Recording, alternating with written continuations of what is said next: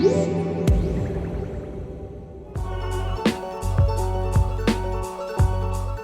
kid you not, I have never received so many emails about a TV or a TV review before than this TV. This is the TCL 6 series, and I suppose I shouldn't be surprised. I mean, it promises a lot of really great picture quality for not a lot of money, but there's some other stuff going on here too. Normally, we review a TV before most of you guys can buy it. In this case, many of you have already purchased this TV, gotten it home, and started posting your own impressions online.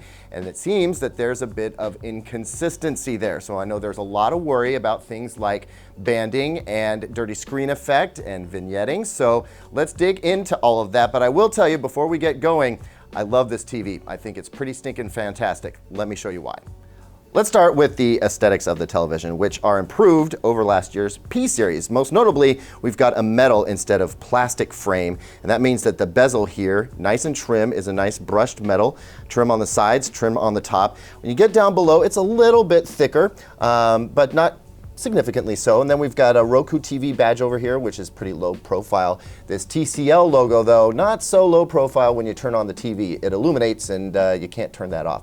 And then on the far side, we have a power control button.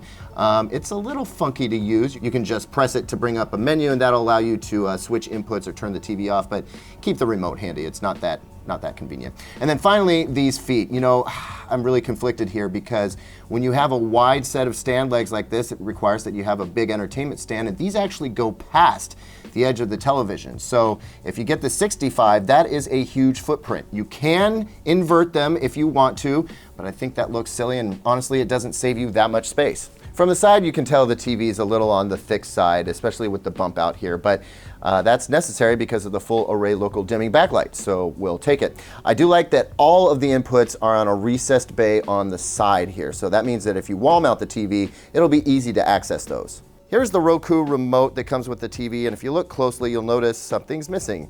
No headphone jack, and I know a lot of you guys are disappointed about that. Roku stripped it out of the remote, but they say, of course, you can listen with headphones if you just boot up the Roku app on your phone or tablet.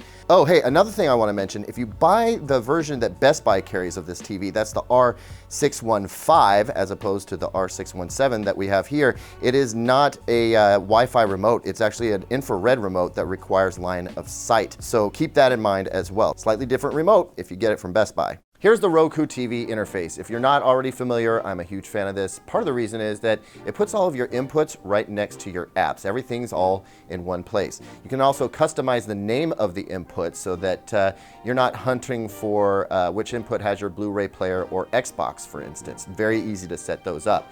I'm also a big fan of how it handles live over-the-air TV. So if we click Antenna TV, that tunes into our antenna and we're watching live television.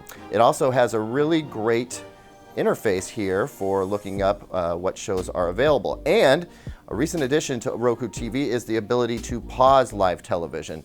To set that up, you've got to use a USB stick or USB thumb drive of some sort, and it's a little limited. It only works up to about 90 minutes, but it does let you pause live TV so you can come back to it later and make short recordings.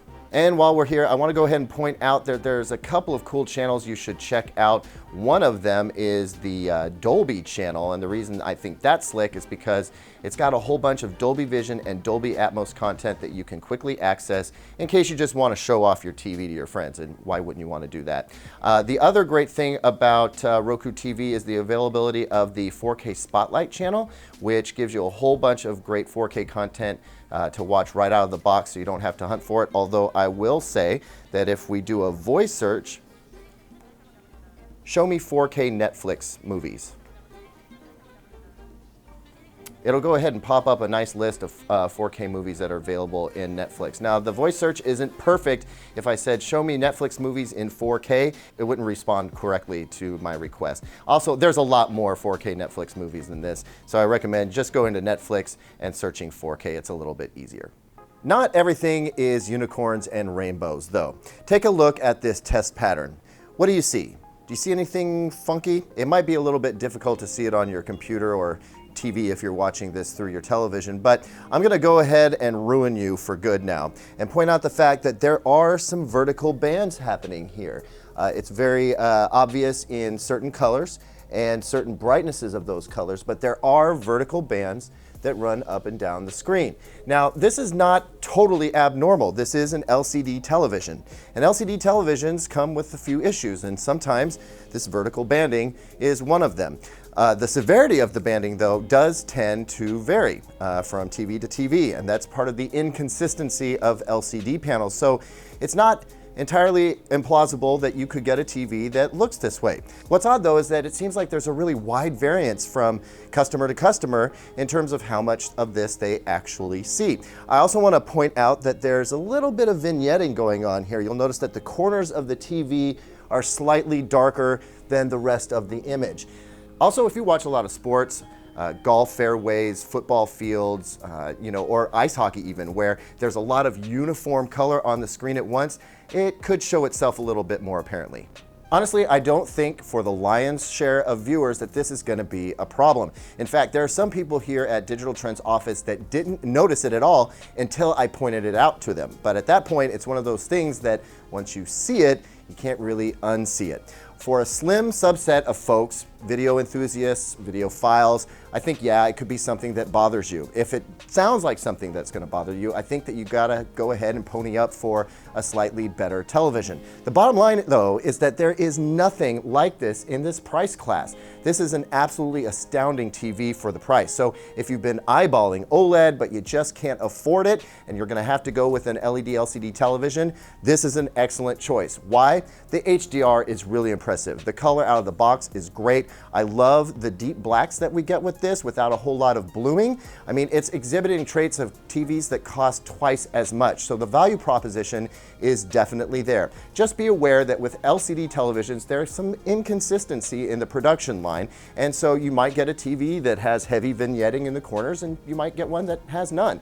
Be willing to go ahead and go through an exchange process if that happens to you. Otherwise, I fully recommend the TCL 6 series. I think it is a groundbreaking television for how much picture quality you get, period. And then the low price, well, that's just a big bonus. You guys, thanks so much for watching this video. We really appreciate it. Do me a favor, if you haven't already, click the like and subscribe button down below. And always visit digitaltrends.com for your tech news and reviews needs. And hey, while you're here, check out one of these two videos that we picked just for you.